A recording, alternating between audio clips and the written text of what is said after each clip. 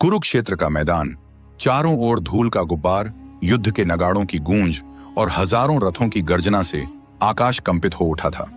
इस महायुद्ध में जहां हर योद्धा अपने धर्म और सम्मान के लिए लड़ रहा था, वहीं कुछ ऐसी घटनाएं भी हुईं जो मानव समझ से परे थीं। उन्हीं में से एक रहस्यमयी प्रसंग था जब भगवान श्री कृष्ण के भक्त हनुमान जी और सूर्यपुत्र कर्ण आमने सामने आ गए।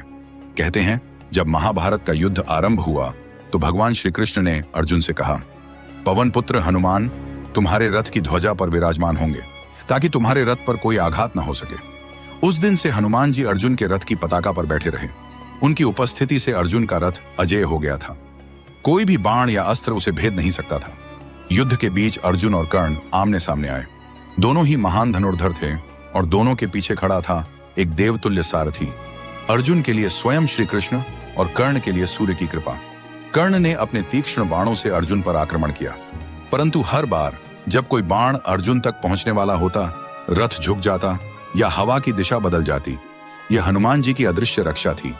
लेकिन युद्ध की उग्रता बढ़ती गई। कर्ण की हार उसके अहंकार को झकझोर रही थी। क्रोध में अंधा होकर उसने अर्जुन के सारथी भगवान श्री कृष्ण पर ही बाण चला दिया। श्री कृष्ण के कवच को चोट लगा और रथ की ध्वजा पर बैठे हनुमान जी का क्रोध प्रज्वलित हो उठा।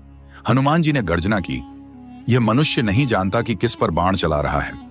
वे रथ से उतरने ही वाले थे कि श्री कृष्ण ने उनका हाथ थाम लिया। श्री कृष्ण ने कहा, हे पवन पुत्र, यह युद्ध धर्म और अधर्म के बीच का है।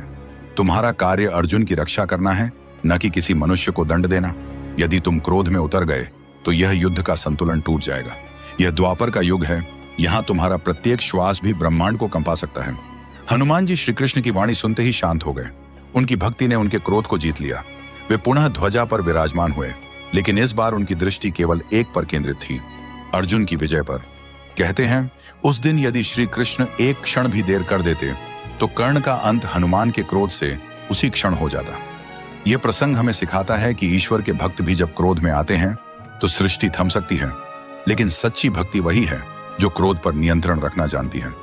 यह कथा आज भी याद दिलाती है कि भगवान की लीला में हर पात्र की भूमिका निश्चित होती है, चाहे वह रणभूमि में खड़ा अर्जुन हो अथवा ध्वजा पर विराजमान हनुमान। ऐसी ही कहानियों के लिए इस चैनल को सब्सक्राइब करें, वीडियो को लाइक और शेयर करें और कमेंट में जय बजरंग बली जरूर लिखें।